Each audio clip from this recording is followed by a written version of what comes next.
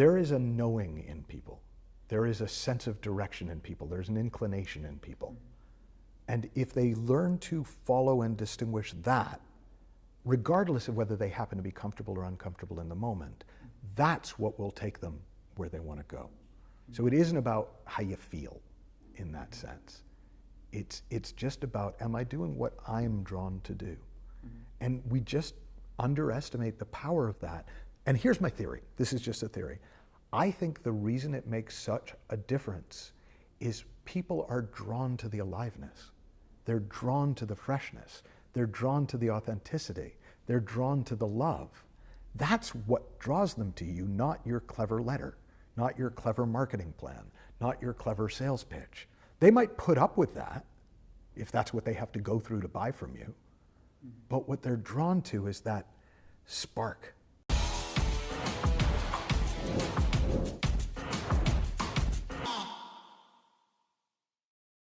Hello. Welcome to the Business of Coaching podcast. This is Ajit Nawalkha, your host. And today I have someone so special. He's somebody I look up to really in context of the business of coaching. And as a coach who's not just a coach, but a masterful coach who I've learned so much from. And today I'm super excited to bring one of my dear friends and a masterful coach, author of Supercoach, is a book, an Inside Out Revolution, and all the fun stuff that you're going to learn about in just a minute. Please welcome Michael Neill. Thank you very much. Nice to see you. I am so excited to have you on the pod. Cool. Let's talk a little bit about business. All right. So one of the things that I have absolutely appreciated, and I've shared the story with you before, is how amazed I was on the simplicity of the first coaching book that I got introduced to with, which is Supercoach. And then, of course, I was mind blown by the Inside Out Revolution.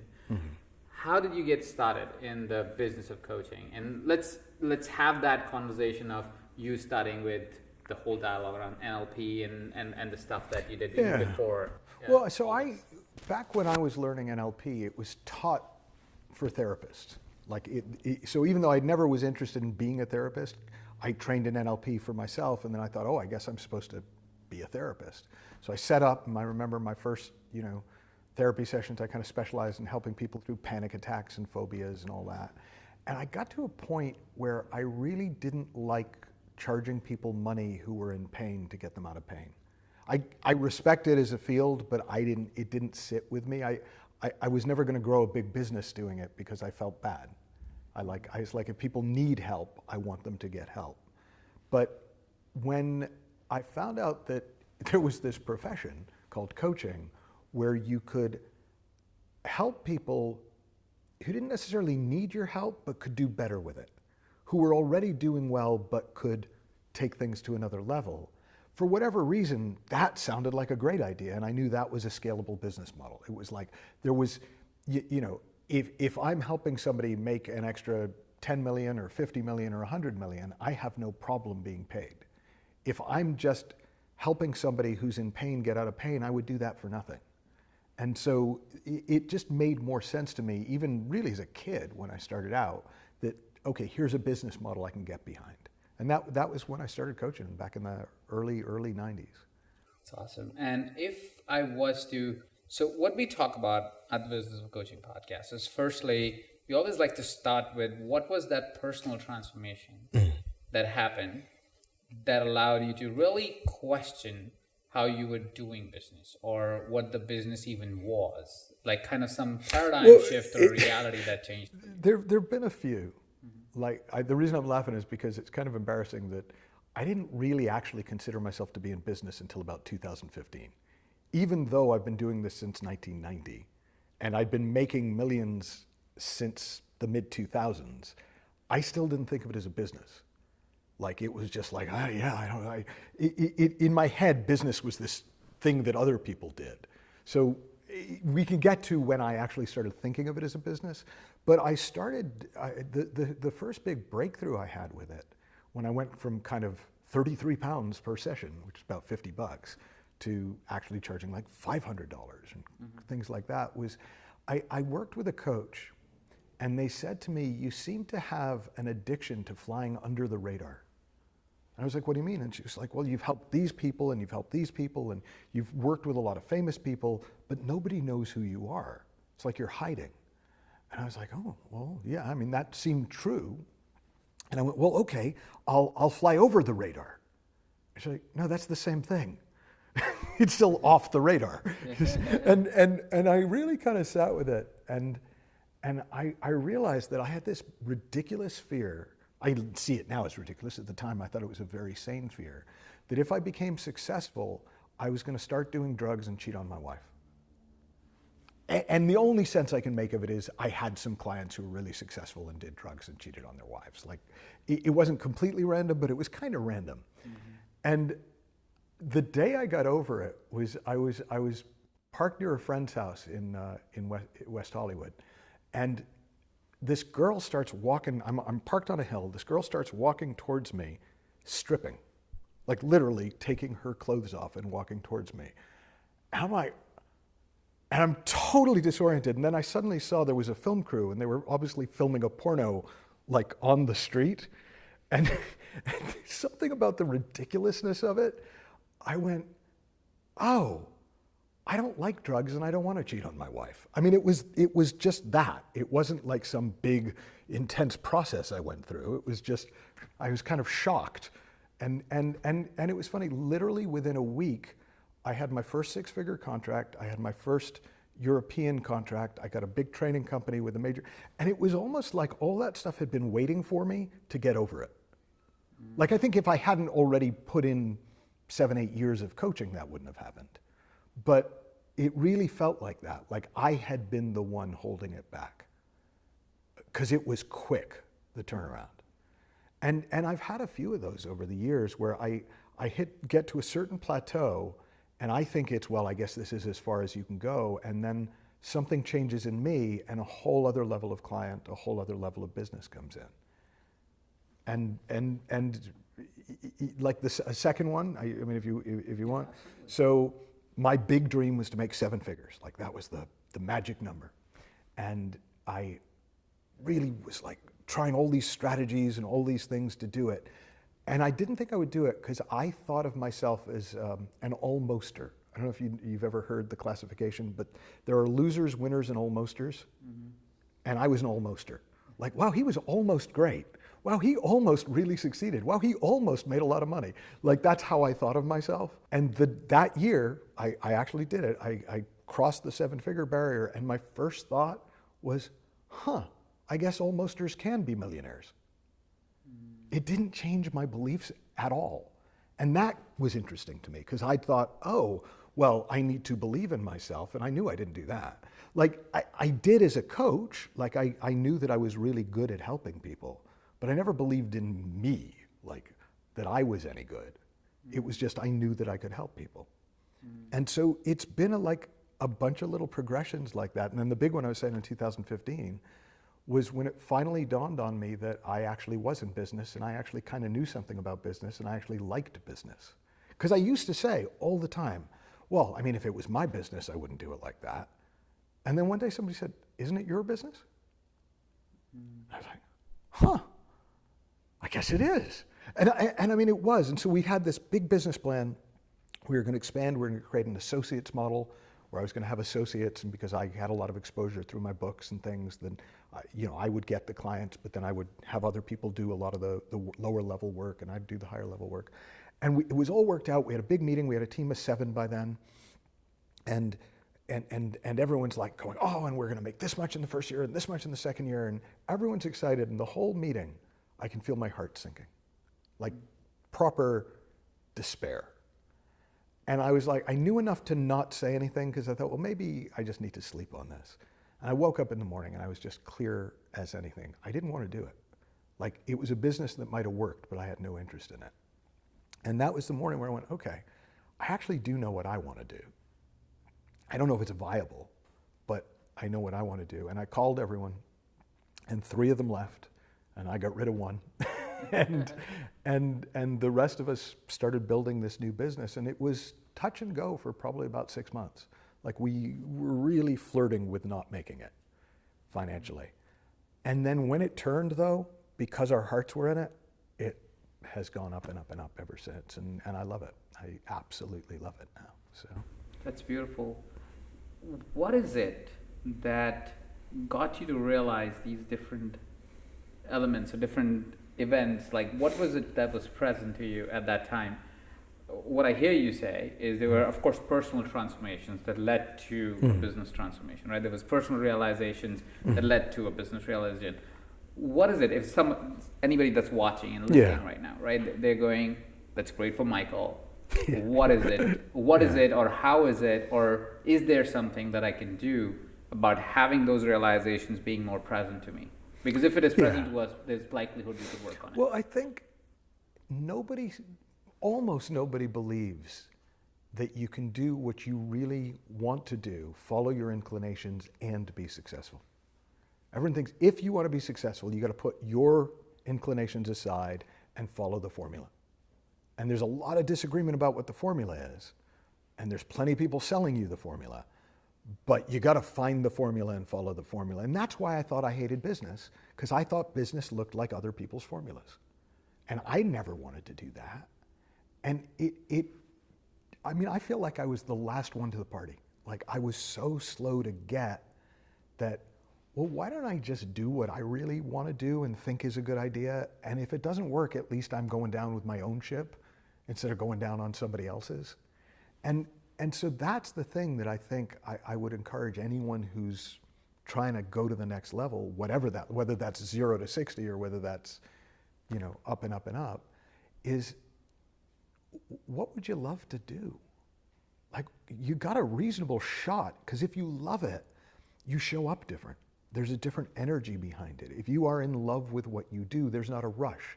Like, I remember going on a course for coaches that, on building your income and building your practice. And it was I got it 15 years ago. And I remember my goal was to make my income from the previous year in the first quarter of the year I was doing this program. I thought, good, big, aggressive goal. And I got so stressed that first month trying to work as hard as it was going to take to do that, that I was like, what am I doing? And I realized I so hated selling and building a business that I was trying to get it over with. I thought, God, if I can get this over with in 3 months, then I get 9 months off before I have to do it again.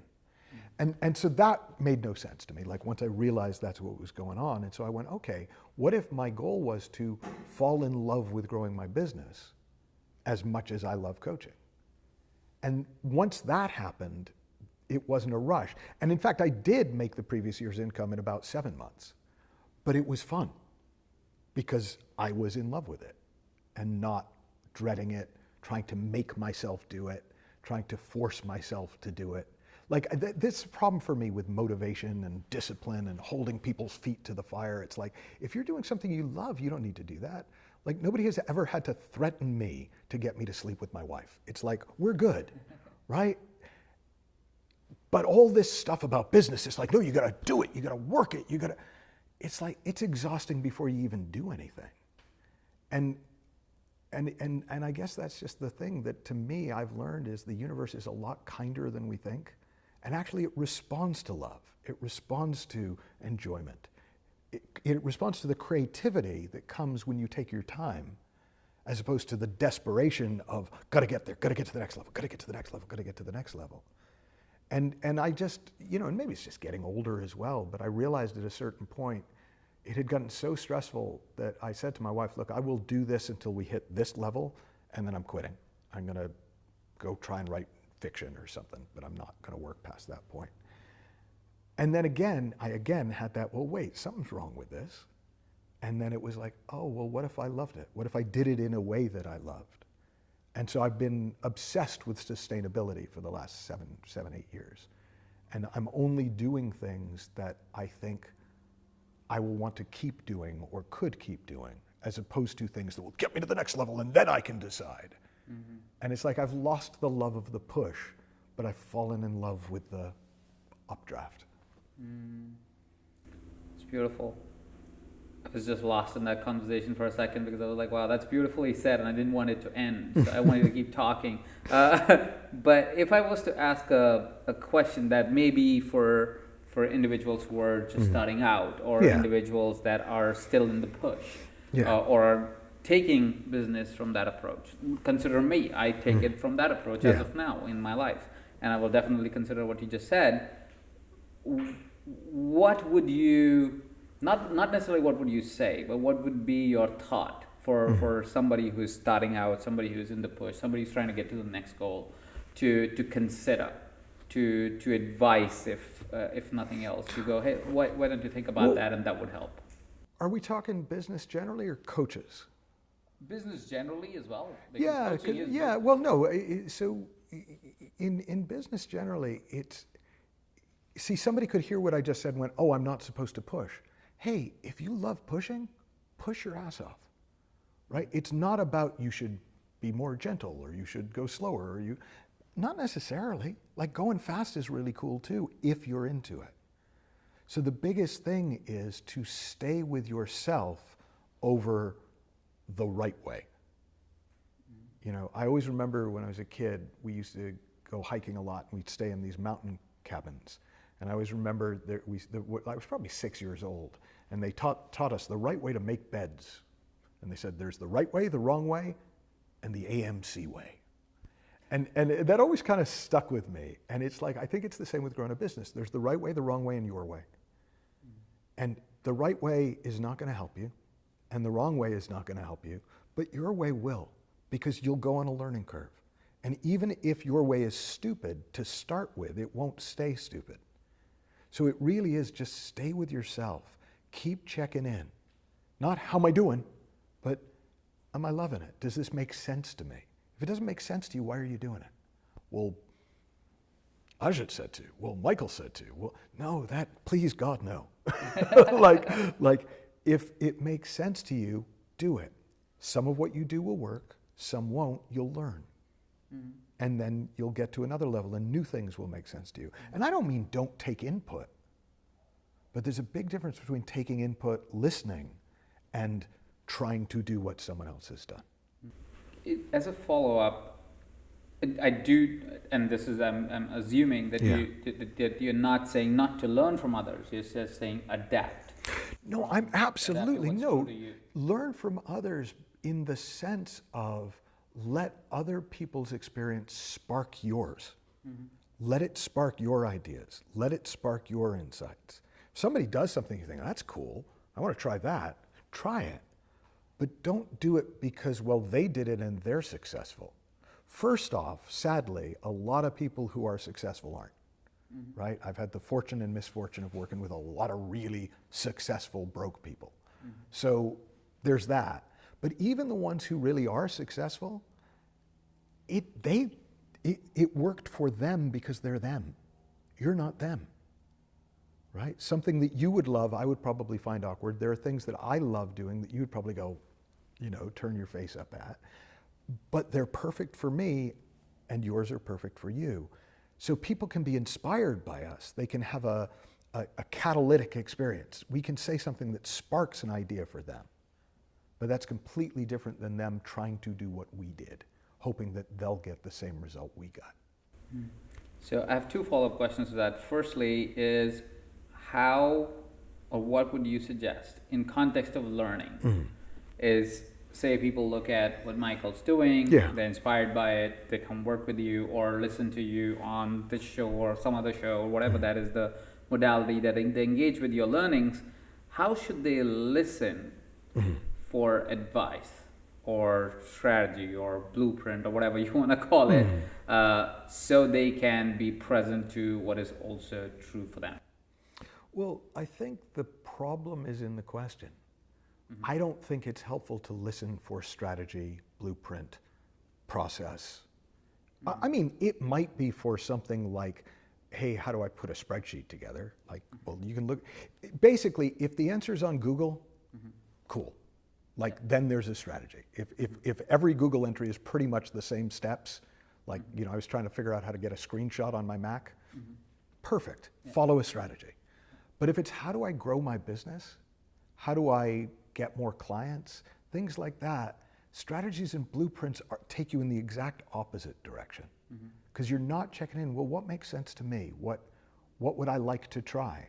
What kind of sounds fun as opposed to horrific and maybe I could make myself do it once, but if it doesn't work, I quit. So it's a different, you're listening for something else. You're listening for your own insight, which might be sparked by your story, might be sparked by my story, but it's never going to look like my story because you're not me and I'm not you, and like we live in separate realities. That's cool. That's why it's a rich and varied world. You know, I talked to Tim Galway, the inner game coach, and he was telling me about that when he works with golfers, one of the questions that they'll often ask is, hey, I hit a perfect shot on the third hole. And then I made the exact same shot on the fourth hole and it went backwards. Like I almost killed somebody. And he said, well, what do you mean you did the exact same thing? And he said, well, I set up the same way. I had the same thought in my head. The same angle, the same speed. Like I made sure it was exactly the same. And what Tim always asked him is, he said, well, on the hole where you hit the great shot, were you trying to repeat what you had done on a previous hole? And of course the answer is never. It was spontaneous in the moment. It was fresh in the moment. And that's the mistake we make all the time. We take something that occurs to us in the moment, that's alive in the moment, and try to replicate it. The bit worth replicating is being alive in the moment. That's worth replicating. But aliveness in the moment will come out differently in the next moment. It'll come out differently in you than it will in me. It'll come out differently in this conversation than if I go on another podcast tomorrow and have a conversation with somebody else, or even with you. It would be a different conversation, because the value is in what is fresh and alive and real now. That you can follow, you can take that to the bank. But the specifics of it, they're not that useful.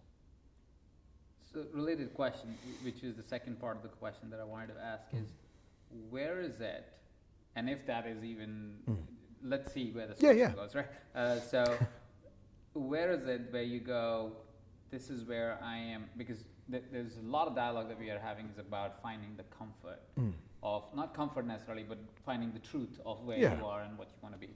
So where is it that you go, well, I know this is slightly uncomfortable for me to do, but I know this may help progress my business. So is there a line or to a way me it is, gauge that? I have neither a preference for comfort nor discomfort. Comfort is irrelevant. Comfort is a function of what I happen to be thinking in the moment. If I'm thinking comfortable thoughts, I'll feel comfortable. If I'm thinking uncomfortable thoughts, I'll feel uncomfortable. Has nothing to do with it. There is a knowing in people. There is a sense of direction in people. There's an inclination in people. And if they learn to follow and distinguish that, regardless of whether they happen to be comfortable or uncomfortable in the moment, that's what will take them where they want to go. So it isn't about how you feel in that sense. It's just about, am I doing what I'm drawn to do? And we just underestimate the power of that. And here's my theory. This is just a theory. I think the reason it makes such a difference is people are drawn to the aliveness. They're drawn to the freshness. They're drawn to the authenticity. They're drawn to the love. That's what draws them to you, not your clever letter, not your clever marketing plan, not your clever sales pitch. They might put up with that if that's what they have to go through to buy from you. But what they're drawn to is that spark. Like if you think of the people that you have, some of it will be, wow, they're impressive. But the ones that you're really drawn to, there's something else. And we underestimate that, and we think it's to do with the form it takes. And so we try to copy the form and totally miss the power. Beautiful. What would be your recommendation for somebody who is just getting into, let's say very specifically to coaching right now, or maybe a few years into the coaching or coaching business per se right now, and they are going, well, yes, and I want to know what is actually present to me or is real to me, or the words that you used. How would they know? What is that feeling that you're looking for to know that this is what maybe is more real to me? I think the only way that you know is in action. You gotta try shit. You gotta try shit. Like, how could you know sitting in your chair what you're going to like? So I sometimes use dating analogies, which is comical because I haven't been on a date in 30 plus years. But if I had, right, that if you're drawn to somebody, you probably want to flirt before you go on a date, right? If after flirting you kind of are more into it, go on a date. If after dating you want to spend even more time with them, you might kind of start going out. And if that goes well, you might want to get engaged. And if that goes well, you might want to get married. It's like, we already know what to follow. It's just that sense of, ooh, that's cool, I want to do more of that. And then there's other people you go on one date with and you go, never again. Mm-hmm. But you can't know in your head. That's, I think, the biggest thing that stops people early on, is they want to get it right before they've gotten it anywhere. You gotta do shit. Like I do not know a way to build a business without doing shit. I just don't. Never seen it. But you learn as you go. And it's easy. I guarantee you, you will know whether you want to do more of it once you get into it. And would you say, is there, based on your experience, you've done this for 30 years, you've coached so many people, is there something that you've said, the idea of what to try first? You've seen, like, if somebody's coming in from a place of, say, several years of work, not really being able to make their businesses work, or trying to really make an effort in trying type of thing. Have you found that, hey, listen, here are some things that you can try, or here are some things that you may want to consider trying? Well, yeah, but they're so obvious it's going to be embarrassing to point them out. Like, if you want to be a coach, try coaching. You know, if you want to be a speaker, try speaking. You want to be a writer, try writing. You want to get into sales, try selling something to someone. I mean, it sounds, well, it can't be that simple. It really is that simple. Like Einstein said, everything should be made as simple as possible, but not simpler. I don't think we can get simpler than that. Try doing the thing you think you want to do. There was a French playwright named Jacques Prévert, and he said, the best way to prepare for something is to do it. Like, do it. If you don't like it, you can stop. But people spend years getting themselves ready to choose what to try to, like, that's why nothing happens. Get in the game. Until you are in the game, you have no clue. I love watching football. You know this, I'm obsessed about watching football, right? I played it. I didn't like it very much, but I love watching it. Good to know. I couldn't have known till I actually played it. I would have bet money I would have loved playing it. But I was wrong. No problem. Nothing bad happened because I tried it. We have this idea, but if I do it, I have to stick with it. No, you don't. You really don't. You can try 1,000 things. Like, okay, here's another one. You know the idea it's a numbers game? Mm-hmm. It's really not a numbers game in my experience, right? If I have room in my practice for 5 clients, it's not true that I need to talk to 50 to get to the 5. It might be the first 5, I might talk to 5,000 and not get any. It's the right people. And you're only going to find them by being in the game. That's beautiful. And if I was to ask you the last question, and the last question would be, is there something that I should have asked during the course of this conversation that would have helped elaborate some of the ideas that you shared today, or any idea that I should have actually explored that we couldn't explore? What would that be? Yeah, there probably is an answer to that, and it's something around the relationship between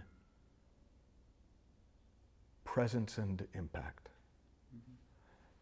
People have very different ideas when they're doodling, when they're hanging out, when they're not trying so hard, when they're just exploring and bouncing, than they do when they're trying to get somewhere.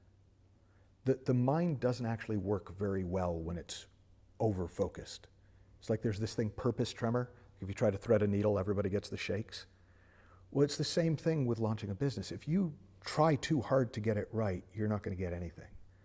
Whereas if you can, like, I've got a mentor and he used to say, people pick on me for not being serious enough.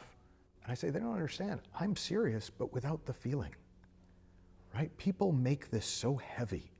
Business. Oh, we're talking about business. Okay, shh, everybody. Kids, be quiet. We're talking about business. It's like, why would business be any less fun than Monopoly or sex? It's like, it's just another thing you can do with your time. Like, if you are willing to take your time and enjoy it and learn, you'll do really well. It's that simple.